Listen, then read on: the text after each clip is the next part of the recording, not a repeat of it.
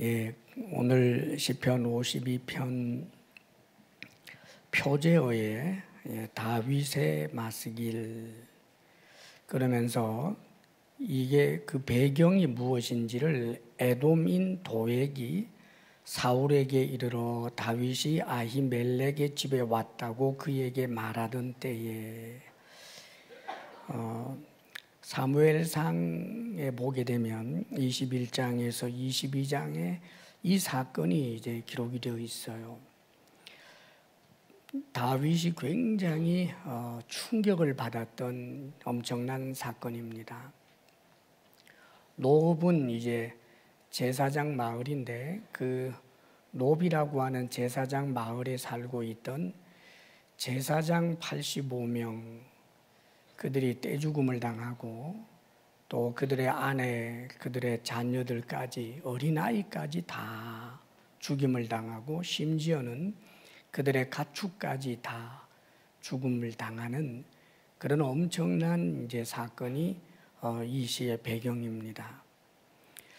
그런 엄청난 일을 진행한 사람은 물론 사울이지만 그 사울의 칼 역할을 한 사람이 누구냐 하면 여기 지금 나오고 있는 에돔 사람 도액이라고 하는 사람입니다.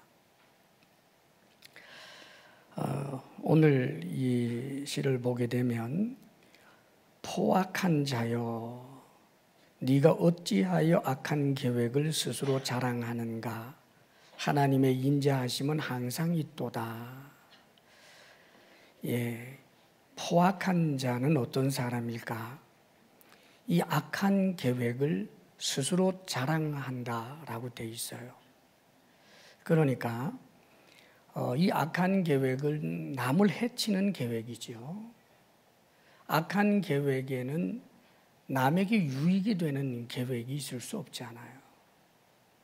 그래서 남의 것을 빼앗든지 혹은 남을 죽이든지 남을 아주 힘들게 하는 그런 악한 계획을 세우는데 양심의 가책을 받고 불안하고 두려운 것이 아니라 이것을 아주 자랑스럽게 생각하는 사람, 이 포악한 사람이라고 말하는 거지요. 실제로 인간은 다 누구나 할 것 없이 하나님 앞에서는 다 죄인입니다마는 그런데 이 죄성이 완전히 사람을 지배해서 적극적인 그런 포악한 사람들이 우리 인간 세상에는 있습니다. 그렇기 때문에 이 세상 어디를 가든지 법과 질서가 있는 거지요. 정말 남을 괴롭히고 남의 것을 빼앗고 남을 죽이고 하는 이런 악한 일들을 계획하는 것에 조금도 양심의 가책을 받지 않고 오히려 그런 것에 스릴을 느끼고 짜릿함을 느끼는 그것을 자신의 업적처럼 생각하는 그런 악한 자도 있다는 말이죠. 그게 도액이라고 하는 거예요. 도액이라는 사람. 이 사람이 누구냐? 포악한 사람이다. 계속해서 말씀을 보게 되면 2절 말씀 함께 읽어볼까요? 시작. 내 혀가 심한 악을 꾀하여 날카로운 삭도같이 간사를 행하는도다. 그리고 4절에도 간사한 혀여 너는 남을 해치는 모든 말을 좋아하는도다. 삭도처럼 날카로운 혀를 가지고 있는데 이 날카로운 혀로 사람들을 해치는 말을 한다는 거지요.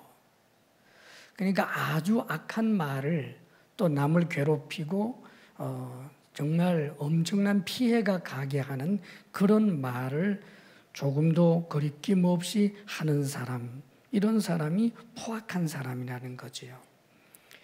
왜 도액을 겨냥하면서 이런 이야기를 했느냐 하면 이런 배경이 있어요. 여러분들이 사무엘상 21장, 22장 그쪽을 나중에 한번 읽어보시면 좀 더 잘 알게 될 텐데 이 다윗이 사울 왕에게 이제 아주 크게 미움을 받고 사울 왕이 다윗을 죽이려고 합니다.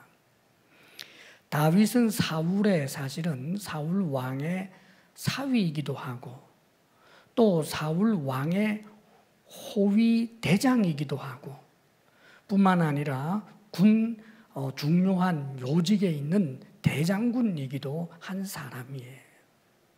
그런데 사울 왕이 나중에 다윗이 왕이 될 것을 알고 사무엘에 의해서 기름 부음을 받았다는 사실을 알고 있기 때문에 이 다윗을 죽이려고 총력을 기울이는 겁니다.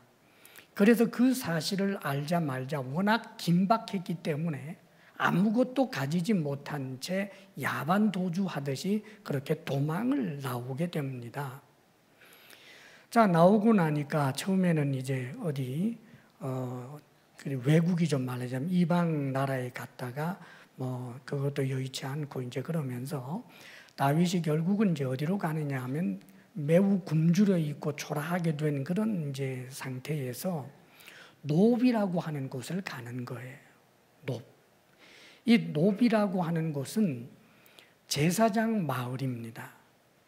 원래 엘리 제사장이 있었는데 엘리 제사장이 목이 부러져 죽으면서 그의 후손들이 이제 거처를 옮겨서 이 노비라고 하는 곳에서 살게 되었나 봅니다.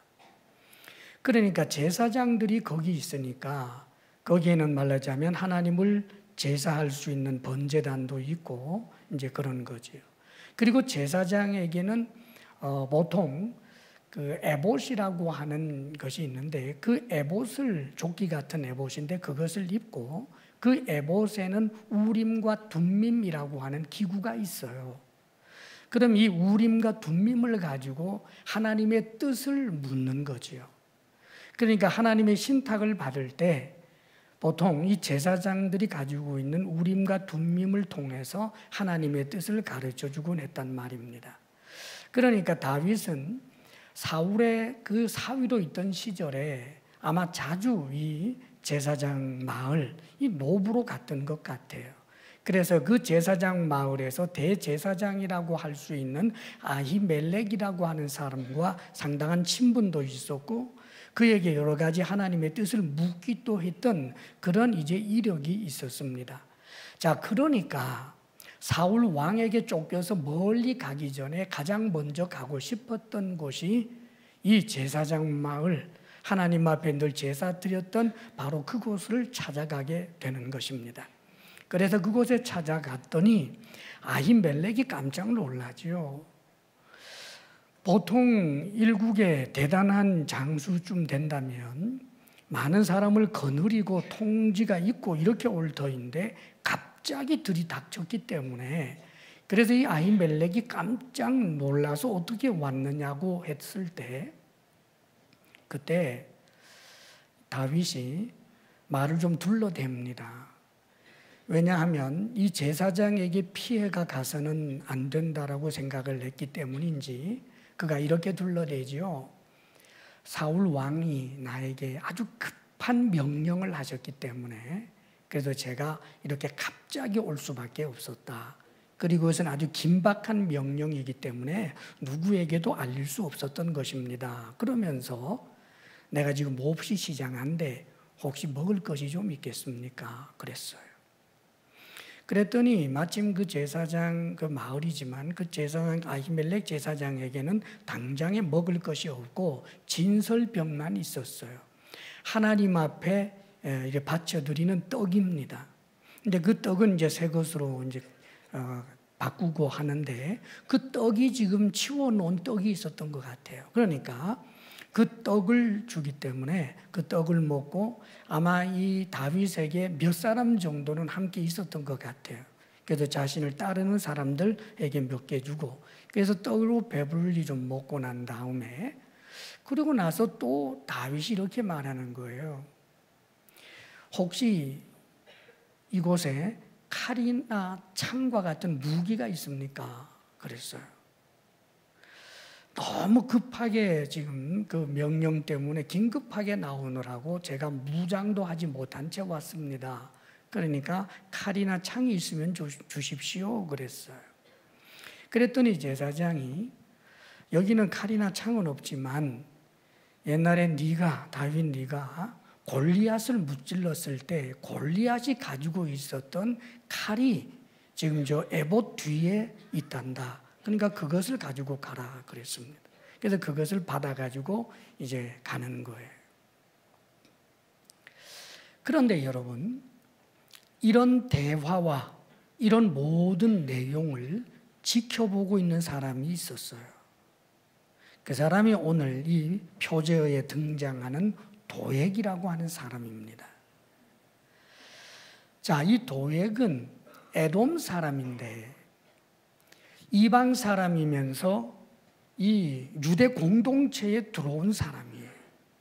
이방 사람들도 내가 이제는 유대 공동체에 들어와서 하나님을 섬기겠습니다 라고 서약을 하면 그것을 이렇게 여러 가지 몇 가지 절차를 넘긴 다음에는 유대 공동체로 받아주는 일이 있었단 말입니다.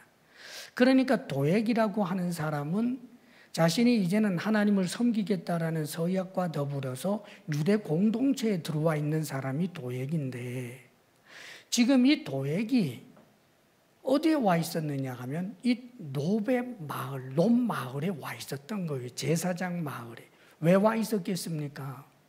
제사장 마을에 온 이유는 제사장에게 신탁, 하나님의 뜻을 묻는다든지 혹은 하나님 앞에 번제를 드린다든지 그러기 위해서 와 있었던 거예요. 이 도액이라고 하는 사람은 그 당시 신분이 사울 왕의 목자장이었습니다.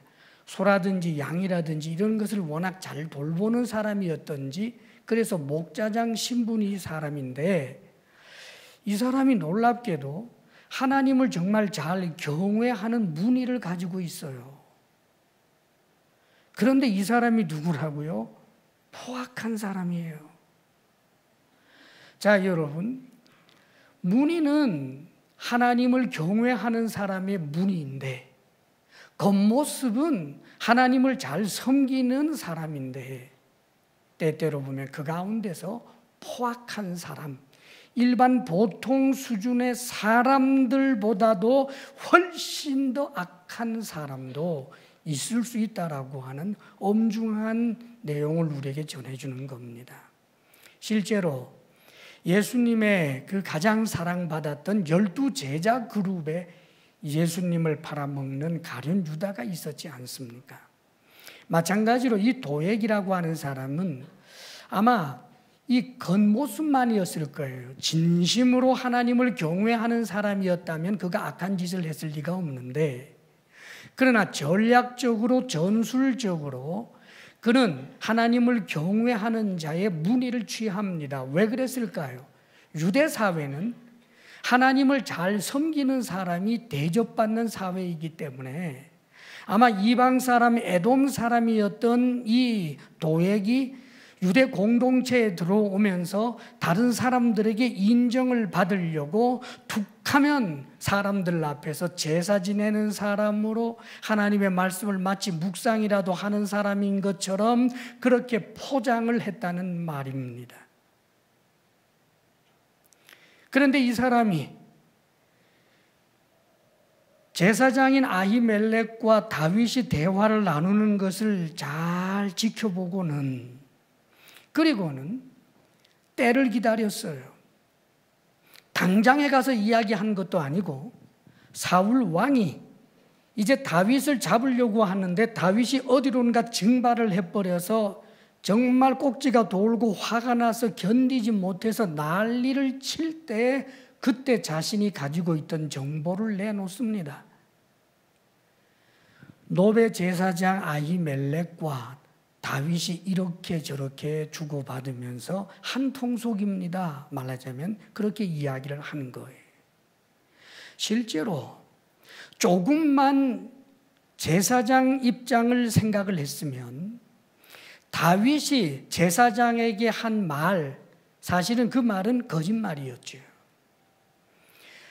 다윗이 자신이 살려고 그 노베에 있는 제사장에게 왕의 명령으로 이곳에 왔다라고 말했고 그 아히멜렉 제사장은 그게 정말인 줄 알고 그래서 떡도 주고 또 제사장이니까 제사장으로서는 당연히 배고픈 사람 떡 달라고 하면 떡 줄 수밖에 없고, 그리고 왕에게 신임받는 왕의 사위가 왔기 때문에 그 왕의 사위가 광야길을 가려고 하면 거기는 굉장히 위험한 일이 많으니까 무장하지 못한 왕의 사위를 염려해서 아마 그 골리앗이 쓰던 칼을 준 것 같습니다 라고 이야기를 해 주었으면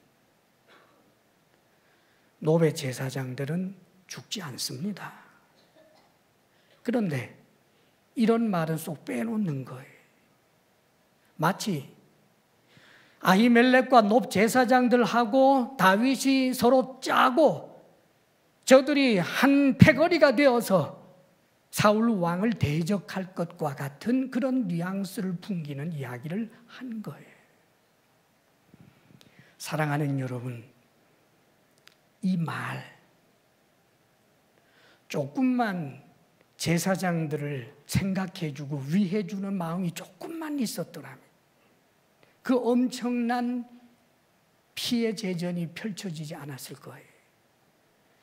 적어도 여러 번 아마 그 노베 제사장, 그 노베 마을, 노베 갔기 때문에, 제사장 마을에 갔었기 때문에 그곳에는 당연히 자기가 아는 사람들도 있을 텐데 자신의 입지를 견고하게 하기 위해서 이 제사장들을 전부 제물로 삼아버리려고 한 아주 악한 혀를 가지고 있었던 사람이 누군가? 도액입니다. 그래서요, 아주 무서운 일이 일어나요.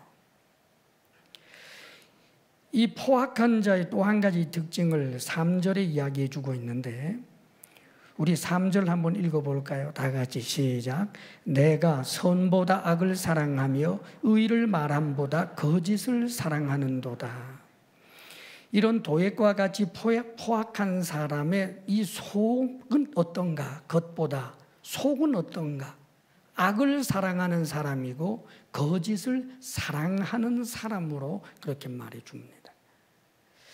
사랑하는 여러분, 일반적으로 많은 사람들이 원하는 선은 행치 못하고 원하지 않는 악을 행하는 내 모습을 볼 때가 있어요. 내가 이래서는 안 되는데 그러면서도 약하기 때문에 넘어지고, 그래서 내 가슴을 치고 후회하고 하나님 정말 죄송합니다. 회개를 했지만 또 쓰러지고 넘어질 때가 많은 것이 우리들입니다. 좋은 아버지가 되고 싶은데도 좋은 아버지 못 되는 자신 때문에 스스로 참담함을 느낄 때도 있고, 우리는 그럴 때가 많지요. 그런데 여러분, 아예 악을 사랑한다, 아예 거짓을 사랑한다, 선보다도 악을 사랑하고 의보다도 거짓을 사랑한다, 이 말은 매력을 느낀다 그거예요. 사랑하는 여러분, 악을 행하는 것이 행복한 거예요. 이런 사람이 누구예요? 포악한 사람, 도액이에요. 그래서 사울 왕이 말입니다. 이 도액이 고변한 말을 근거로 해서 제사장들 전부 대령하라고 그랬어요. 그 노비라고 하는 곳에 있는 제사장들을 전부 대령하라고 했는데, 그 제사장들을 세워놓고 세마포 옷을, 에봇을 입은 그 제사장들을 세워놓고 사울 왕이 이들을 전부 쳐 죽이라는 겁니다. 그랬더니 주변에 있던 어떤 병사도 그 제사장들을 선뜻 죽이려고 나서지를 않아요. 왜냐하면 저 제사장들은 정치적인 무슨 문제에 얽혀 있는 사람이 아니고 다윗과 같이 반역하려고 하는 사람들이 아니다라고 하는 것을 너무나 잘 알고 있었기 때문에, 하물며 제사장이잖아요. 그런데 어떻게 유대 백성이 제사장을 찔러 죽일 수가 있겠습니까? 그래서 자신들은 안 하겠다고 전부 뒤로 빼고 있는데, 그러니까 사울 왕이 도액에게 네가 죽여라 했더니 이 사람이 신바람 나서 죽입니다. 85명을 칼로 쳐 죽여요. 거기서 끝나지 않았습니다. 노비라고 하는 그 동네까지 찾아가서 이번에는 여자들, 그 아내들, 어머니들 다 죽이고, 뿐만 아니라 젖먹이들까지 남녀를 물어나하고 어린아이들도 다 죽이고, 그래도 이 칼바람에 그 열기가 식지 않아서 짐승들까지 다 죽여버립니다. 사랑하는 여러분, 악을 사랑하는 사람입니다. 이런 사람이 도액이고 포악한 자죠. 오늘 지금 포악한 자여라고 이렇게 1절에 말해주고 있는데, 이 포악이라고 번역한 단어를 문맥에 따라 어떻게 또 번역할 수 있느냐 하면 영웅이여 이렇게도 번역할 수 있어요. 그러니까 영웅이여, 원래 이 원문에서는 말하자면 너 영웅이여 그러는 거예요. 이것은 일종의 비웃는 것입니다. 영웅이란 원래 두려움이 없는 사람이죠. 의를 위해서라면, 그래서 정말 그 악과 더불어 싸우게 될 때 자신의 목숨이 끊어지는 것조차도 조금도 두려워하지 않고 불의와 악에 맞서는 사람들이 영웅이에요.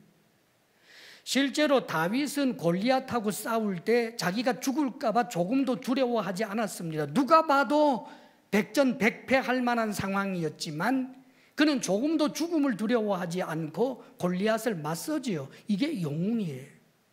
그런데 지금 이 도액이라고 하는 사람을 영웅이라고 부르는 이유는 의를 위하여 조금도 두려워하지 않는 사람이 아니라 죄짓고 악을 행하는데 조금도 두려워하지 않기 때문에 죄의 영웅, 악의 영웅이라는 뜻입니다. 죄를 지을 때는 좀 무서워야지요. 악을 행할 때는 하늘에서 벼락이라도 떨어질까 봐 좀 무서워야지요. 그런데 이 악의 영웅이 있어요. 죄의 영웅이 있습니다. 죄를 짓고 악을 행하는데 악을 사랑하고 있고 거짓을 사랑하고 있고 온갖 악한 짓을 하고 사람을 때려 죽이고 해도 마음에 조금도 두려움이 없는 사람. 사랑하는 여러분, 안타깝게도 우리가 살고 있는 세상에는 이런 사람들도 혹 있습니다, 여러분. 물론 그들의 출발점은 우리와 별반 다르지 않지만 살아온 삶의 환경에 따라서 점점 더 그렇게까지 엄청날 정도로 인면수심의 그런 인간으로 타락해버리는 경우를 우리는 때때로 여러 경로를 통해서 그런 정보를 접할 때가 있습니다.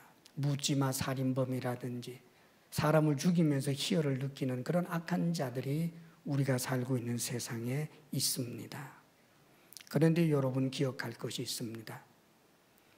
죄를 짓고 악을 행하는데도 조금도 두려워하지 않는 영웅적인 담대함이 있다 할지라도, 그러나 반드시 그가 그 죄와 악에 대해서 책임을 져야 할 때가 온다는 말입니다. 그래서 오늘 말씀 5절에 이렇게 말씀하고 있어요. 5절 우리 한번 함께 읽어볼까요? 시작.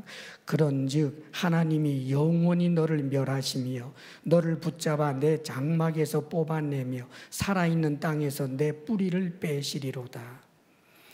예, 조금도 겁나지 않았어요, 죄 짓는 것. 그런데 하나님이 영원히 너를 멸하시며 그러십니다. 영원히 멸하신다는 거예요. 뿐만 아니라 너를 붙잡아, 하나님이 말하자면 도액과 같이 그 포악한 자를 주목하셔서 그 큰 손으로 꽉 붙잡아서 네 장막에서 뽑아내며 장막의 말뚝을 뽑아내듯이 쑥 뽑아버린다는 거예요. 그리고 또 어떻게 표현하느냐 하면 살아있는 땅에서 내 뿌리를 빼시리로다. 예, 살아있는 땅의 잡초가 지금 아주 엄청난 그런 이 활력이 넘치는 생기를 드러내는 그런 세력을 가지고 살아 있습니다. 그런데 아주 힘센 이가 그 잡초를 붙잡아서 뿌리째 쫙 뽑아버린다는 거예요. 하나님의 심판을 이런 식으로 유비해서 말씀한 것입니다. 죄에 대해서 조금도 두려워하지 않고 심판이 있다 그래도 눈썹 하나 까딱이지 않았지만 사랑하는 여러분, 그러나 자신이 죄에 대하여 두려워하지 않는 악의 영웅이라 할지라도 언젠가는 반드시 하나님의 심판을 받게 된다는 것을 말하는 거예요. 실제로 여러분, 이 세상에 흉악한 사람들이 이 땅에서 좀 안 되거나 이 땅에서 법적으로 사형을 당했다고 해서 그의 죄에 대하여 가품이 되었다고는 볼 수 없어요. 영원한 심판이 반드시 있는 것입니다. 그런데 좀 안타깝게도 이 도액의 경우는 그가 나중에 어떻게 됐는지 성경이 침묵합니다. 나중에 다윗이 왕이 되고 난 다음에 도액을 붙잡아 가지고 어떻게 그를 형벌을 처했다 이런 내용이 없어요. 사실은 도액이 정말 살아있을 때 이렇게 뿌리가 뽑히는 것처럼 담장이 무너지는 것처럼 그렇게 심판을 받았느냐 사실은 몰라요. 아마 안 받았을 가능성도 있어요. 받았을 수도 있고 말이죠. 이 도액이 저 이집트로 도망갔을 수도 있고 혹은 그의 원래 민족 말하자면 에돔으로 도망을 갔을 수도 있어요.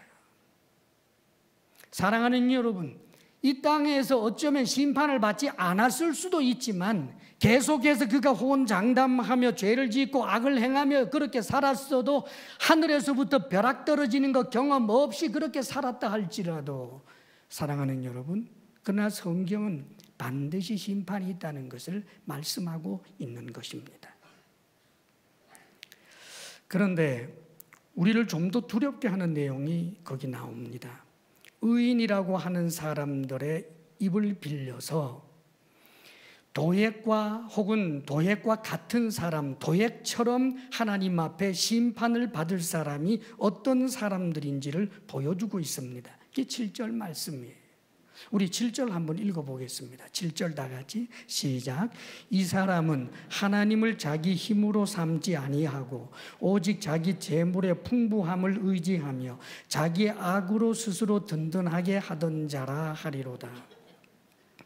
자기의 악으로 스스로 든든하게 하던 자는 도액이 맞고 또 이 도액이 하나님을 자기 힘으로 삼지 아니한 것도 맞고 또 자기 재물의 풍부함을 의지한 것도 도액임에 틀림없지만 실제로 이렇게 살아가는 사람들이 도액만 그런 게 아니에요. 여기 하나님을 자기 힘으로 삼지 아니한 것, 그게 심판의 이유라고 지금 말하고 있습니다. 하나님을 자기 힘으로 삼지 않는다. 왜요? 하나님을 믿지 않으니까. 하나님을 자기 힘으로 삼지 아니한다. 하나님의 모든 약속은 사기에 불과하다고 생각하니까. 예수를 믿어라 그리하면 구원을 얻으리라. 거짓말하지 마라. 하나님이 천지를 창조하셨다. 뻥치지 마라. 하나님을 전혀 인정하지 아니하는 사람, 도액만 그런 것이 아니라 이 세상에 하나님이 살아계신다라고 믿는 사람보다 훨씬 더 많습니다.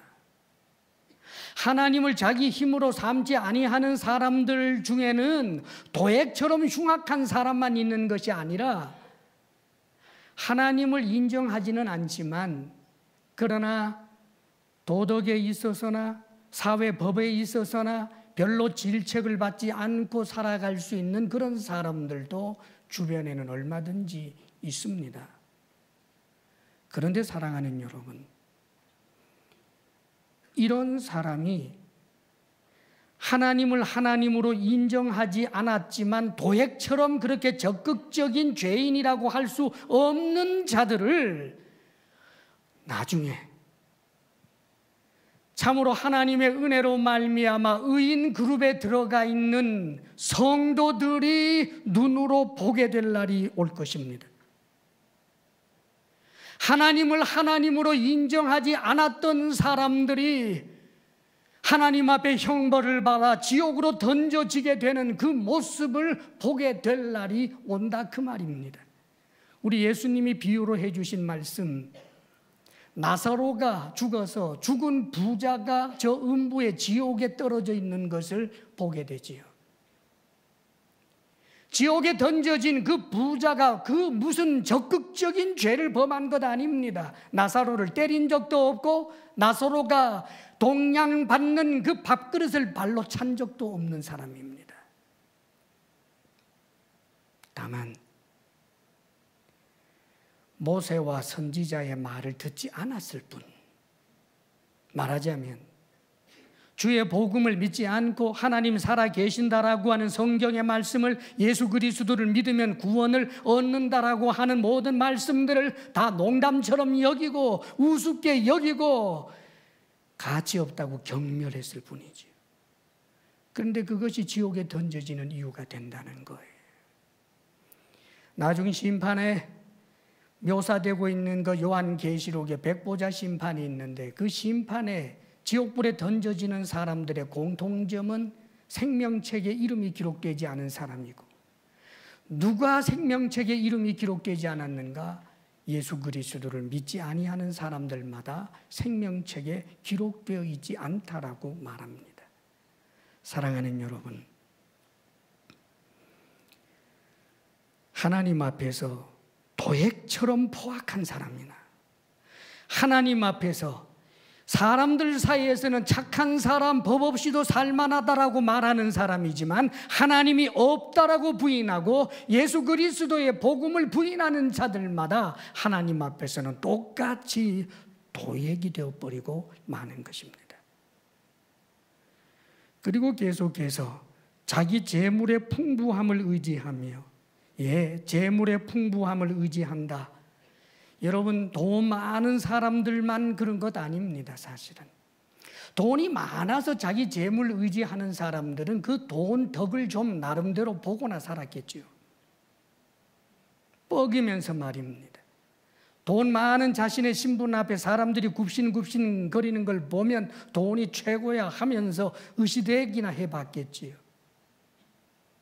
그런데 여러분, 참으로 안타까운 것은 가난한데도 돈을 의지해야 된다라는 생각이 항상 앞서서, 너무너무 가난한데도 돈 벌어야 되는 것, 재물을 모아야 하는 것, 그게 삶의 목표와 방향이 되어서 오로지 그 길로만 달려가는 사람, 사랑하는 여러분, 재물이 많아서 재물 의지하는 사람이 있고 재물이 하나도 없는데도 재물만 의지하려고 하는 사람이 있습니다. 어리석은 사람입니다.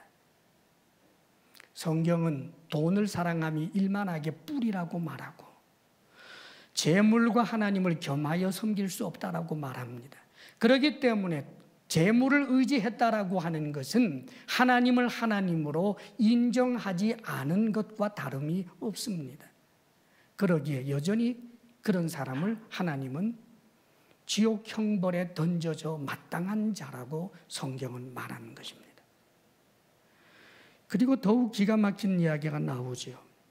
자기의 악으로 스스로 든든하게 하던 자. 여러분, 악으로 자기 자신을 스스로 든든하게 할 수 있습니까? 못된 짓, 악한 짓을 하면서 내 삶을 견고하게 만들 수 있느냐, 그 말이에요. 실제로 어린 시절에 유치원에서라든지 혹은 어린 시절에 읽던 동화책 같은 걸 보면 악을 행하는 사람은 반드시 이 땅에서 좋지 못한 어떤 결과가 있죠. 동화책은 나쁜 자는 반드시 나쁜 일을 당하고 착하고 선하게 사는 사람들은 반드시 그 결말이 좋아요. 그 동화지요. 유치원에서 아이들을 가르칠 때도 다 그렇게 가르칩니다. 성인이 되니까 어떻던가요? 정말 세상이 그렇습니까? 악하게 살면 반드시 그 악한 결과를 이 세상에서 받느냐 말입니다. 악한 짓을 하고 못된 짓을 하며 살아도 호의호식하면서 잘 사는 사람들이 없느냐 그 말입니다. 지천이지요. 인간 역사가 그런데요. 한 사람을 죽였을 때는 감옥에 가지만 천천만만을 죽이면 오히려 영웅이 되는 것. 사랑하는 여러분, 10만 원, 20만 원을 훔치면 감옥 갈 수 있지만 수억을, 수백억을 꿀거덕하면 입지전적 인물 되죠. 실제로 이 세상은 스스로 악을 행하면서 그 악을 가지고 자신의 삶의 그 무게라든지 삶의 위력을 아주 든든하게 만들어 놓는 사람들 얼마든지 있습니다. 그래서 시편 73편에 보게 되면 시편 기자가 이렇게 노래해요. 나는 거의 넘어질 뻔하였고 나의 걸음이 미끄러질 뻔하였으니. 신앙생활하던 이 사람이 신앙 떠날 뻔했다는 거예요. 너무너무 낙심해서. 그럼 왜 그랬을까? 그 이유를 이렇게 말합니다. 이는 내가 악인의 형통함을 보고 오만한 자를 질투하였음이로다. 악인이 형통한 것을 보고 그랬대요. 계속해서 하는 말, 사람들이 당하는 고난이 아니 그들은 죽을 때에도 고통이 없고 그 힘이 강건하며. 세상에 악인이 죽을 때는 죽기 싫어, 무서워 벌벌 떨면서 그렇게 죽어야 되겠는데, 아니 흉악한 악인이 죽을 때 고통이 없이 죽는 일들도 있더라는 거예요. 온갖 악한 짓을 하고 살았는데 죽을 때는 편안하게 하고 죽더라, 그 말입니다. 계속해서 그래요. 사람들이 당하는 고난이 그들에게는 없고 사람들이 당하는 재앙도 그들에게 없나니. 기가 막힌 일이죠. 오히려 민초로서 바르게 살려고 애쓰는 사람들에게는 재앙과 고난이 많은데 악하게 사는 사람들이 앞만 봐도 고난이 없고 재앙이 없더라는 말이에요. 그런 일도 있더라는 겁니다. 그러므로 교만이 그들의 목걸이요 강포가 그들의 옷이며 살찜으로 그들의 눈이 솟아나며 그들의 소득은 마음의 소원보다 많으며 자신이 원하는 것보다 항상 더 벌려요, 더 벌려. 그뿐 아닙니다. 그들은 능욕하며 악하게 말하며 높은 데서 거만하게 말하며 그들의 입은 하늘에 두고 그들의 혀는 땅에 두루 다니도다. 볼지어다 이들은 악인들이라도 항상 평안하고 재물은 더욱 불어나도다. 세상을요 솔직하게 자세히 들여다보면 이런 일 많습니다. 그래서 이 시편 기자가 내가 내 마음을 깨끗하게 하며 내 손을 씻어 무죄하다 한 것이 실로 헛되도다. 하나님의 말씀을 따라 거룩하게 살고 경건하게 살고 죄 짓지 않으려고 몸부림치며 살았는데 헛되어 보인다는 거예요. 악하게 산 건 저렇게 잘 되고 거룩하게 산 건 나는 가난하고 나는 병들고 나는 재앙이 있고 내게는 고난이 있고 이게 뭐냐 이거예요.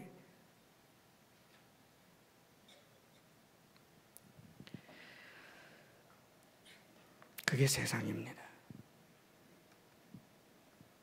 이 억울함이 세상입니다. 그래서 지옥 심판이 있는 것입니다.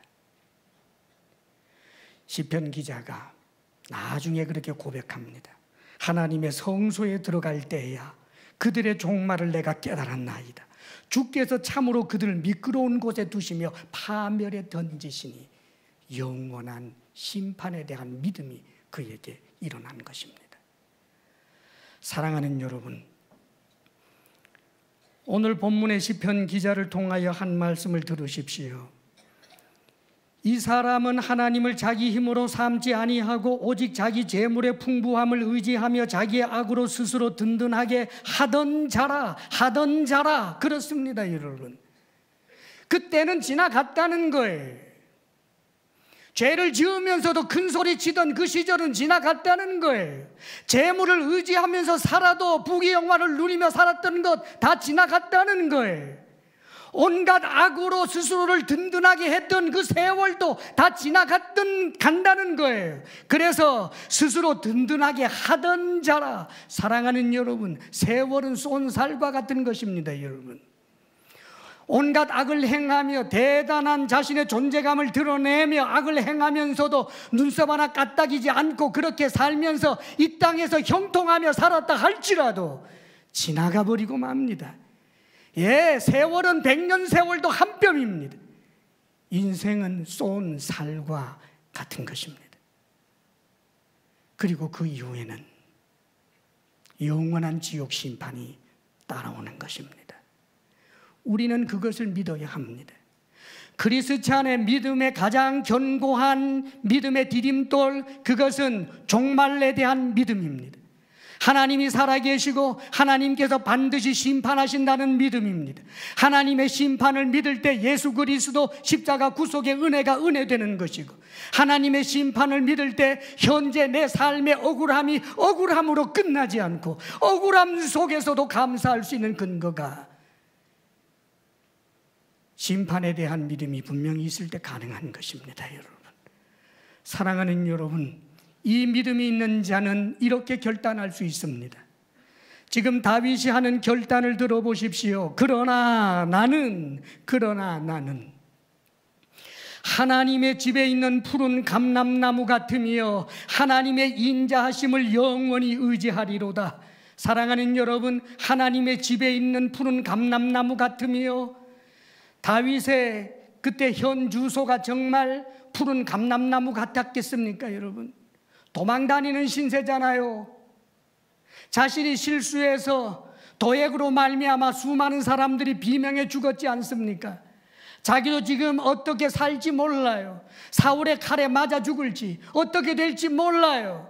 그런데 사랑하는 여러분, 푸른 감람나무 같다라고 말합니다. 왜요? 하나님을 의지하고 있기 때문입니다.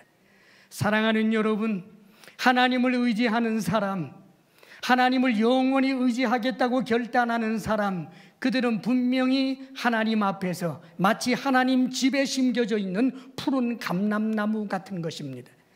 푸른 감람나무, 무엇을 의미할까요? 감람나무는 올리브 나무를 말하는 거예요.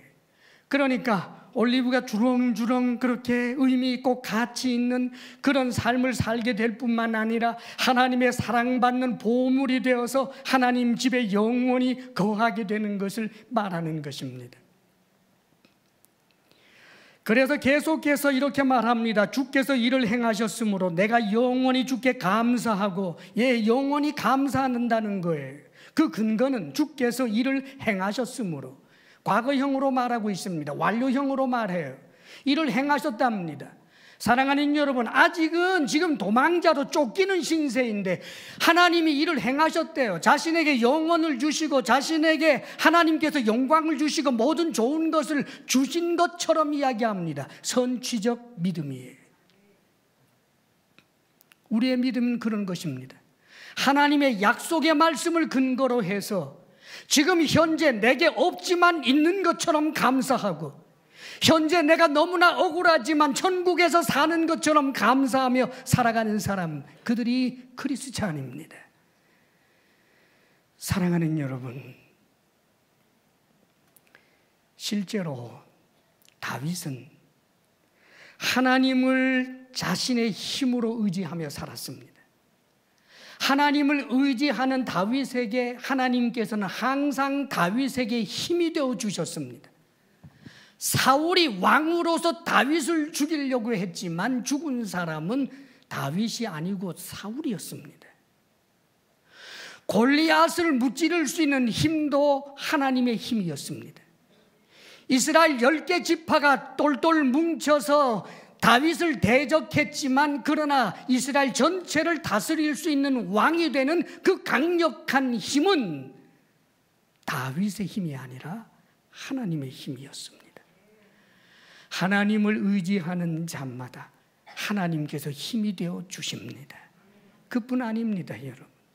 하나님을 의지하면, 재물을 의지하지 않고 하나님을 의지하면 하나님께서 필요한 재물도 하나님이 공급해 주십니다.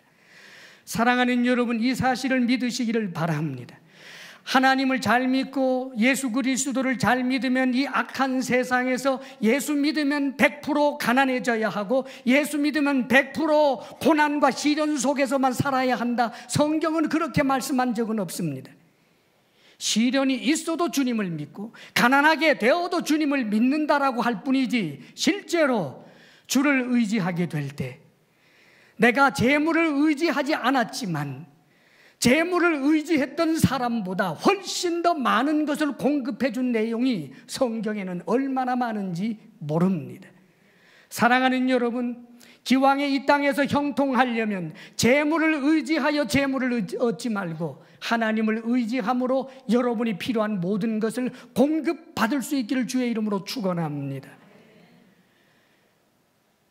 성경에 하나님을 경외하는 사람 이삭이 농사를 지었는데 100배나 얻었어요. 그래서 거부가 되었습니다. 성경은 하나님이 복을 주셨으므로 그렇게 되어 있습니다. 자, 이삭이 거부가 되었어요. 농사를 지었는데, 다른 사람도 농사를 지었는데 유독 이삭의 그 농토는 엄청난 수확을 거두어서 100배나 거두어서 기적과 같은 일이 일어나서 거부가 됐습니다. 그랬더니 블레셋 사람들 시기하지요. 왕부터 찾아와가지고 너는 너무나 강성해졌으니 우리를 떠나라. 왜요? 이 엄청난 토지라고 생각을 했으니까, 빼앗아야 되겠다고 생각을 했으니까, 100배나 소출이 얻어지는 그런 농토니까 빼앗겠다고 생각을 하고, 그래서 이삭을 쫓아냅니다. 그래서 이삭이 다른 곳으로 갔어요. 농사를 지으려면 물이 필요합니다. 샘이 있어야 되잖아요. 땅을 팠더니 샘이 또 콱콱콱 쏟아납니다. 그런 샘을 여러 개 팠습니다. 그랬더니 이 블레셋 사람들이 또 찾아왔어요. 여기는 우리 땅이야 하고 빼앗아 버립니다. 또 쫓겨났어요. 다른 곳으로 갔습니다. 거기에서도 농사를 지으려면 물이 필요합니다. 팔레스타인은 샘이 얼마나 귀한지 몰라요. 그런데 땅을 팠더니 또 여기저기에서 물이 콸콸 쏟아져 나옵니다. 그래서 또 농사를 짓습니다. 또 찾아와서는 내놔라 합니다. 또 빼앗겼습니다. 또 다른 데로 옮겨갔습니다. 그랬더니 이번에는 안 찾아옵니다. 왜요? 이상한 사람이다. 저럴 수가 없다. 어떻게 땅만 파면 물이 나오냐? 아이고, 저거 신에게 사랑받는 사람이다. 저런 사람 건드렸다가는 큰일 나겠다. 이 생각이 들기 시작하는 겁니다. 그래서 블레셋 왕이 군대 장관 거느리고 와서 계약 맺자고 합니다. 언약 맺자고 그래요. 당신은 신에게 복받은 사람이다. 그러니까 우리도 당신을 해롭히지 않을 테니까 이삭, 당신도 우리를 해롭히지 말아다오. 우리뿐만 아니라 우리의 자녀손들까지 그렇게 하자. 그런 두려움이 엄습해올 정도였습니다. 사랑하는 여러분, 복된 사람이 복받는 것입니다. 시냇물가에 심은 나무가 시절을 쫓아 과실을 맺으며 그 행사가 다 형통함이로다 하는 말씀도 우리에게 주신 약속입니다. 하나님을 의지할 때 하나님께서 이 땅의 피로도 우리가 감당해낼 만하다면, 우리에게 믿음이 견고하여 재물을 우상 삼을 정도 되지 않는다면 하나님은 능히 주시고 후히 주시는 분이심을 믿으시기를 바랍니다. 하나님을 의지하는 것이 모든 것입니다. 우리는 하나님을 의지하는 그 한 가지로 사는 것입니다. 하나님을 의지하기에 하나님의 약속의 말씀을 믿고, 하나님을 의지하기에 그분이 선하시고 좋으신 분이라는 것을 믿고, 사랑하는 여러분, 복잡한 방정식으로 사는 것이 아닙니다.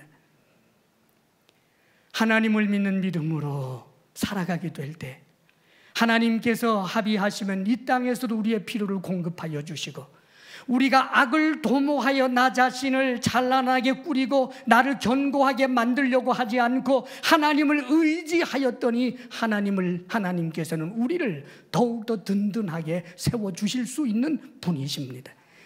이런 은혜를 이 땅에서도 맛보며 살 수 있게 되기를 바랍니다. 우리의 믿음으로 말미암아 이 땅에서도 하나님께서 요셉에게 삼게 하여 주셨던 것처럼, 다윗에게 그렇게 하셨던 것처럼 그런 은혜를 여러분도 누릴 수 있게 되기를 바랍니다. 혹 하나님이 여러분에게 다른 뜻이 있어서 그리 아니하실지라도, 그래서 스데반처럼 죽을 수밖에 없다면 죽음을 택하고 내가 주님 때문에 가난한 길을 갈 수밖에 없도록 하나님이 강요하신다면 역시 그 길을, 믿음의 길을 가시기를 바랍니다. 왜냐하면 우리가 사는 이 세월은 손바닥 하나만 하기 때문입니다. 영원의 세계가 우리에게 있음을 믿고 풍부에 처할 줄도 알고 빈핍에 처할 줄도 알고 언제나 믿음으로 살아내는 하나님의 사람들 되시기를 주의 이름으로 축원합니다. 아멘. 기도하겠습니다.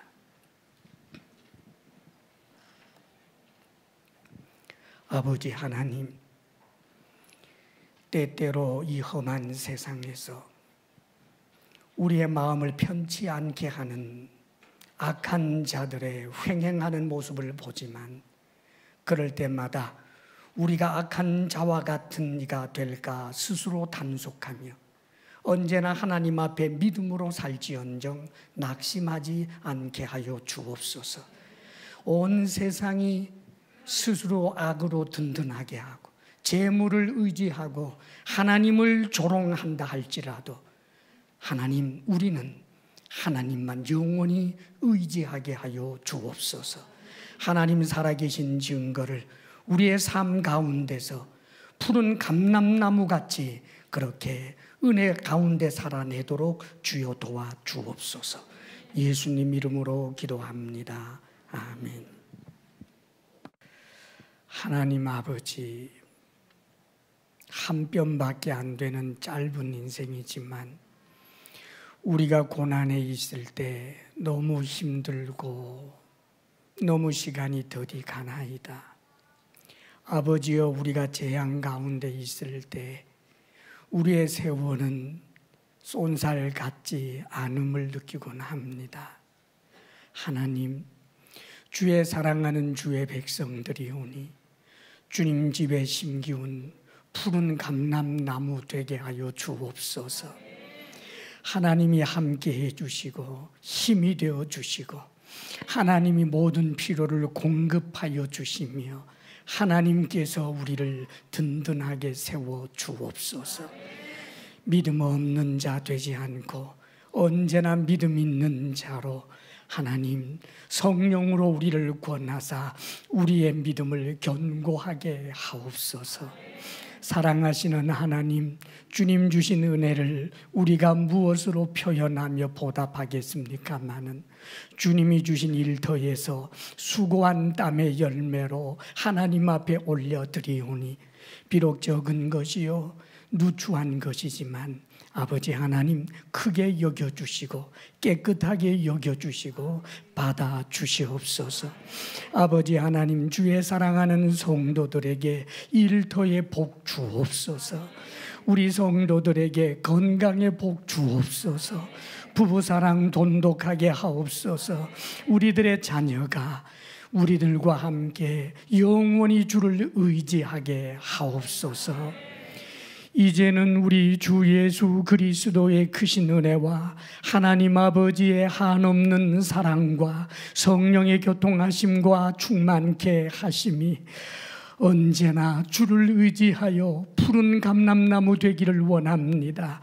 결단하며 나아가는 사랑하는 모든 성도들 위해 이제로부터 영원토록 함께 하시기를 간절히 축원하옵나이다. 아멘.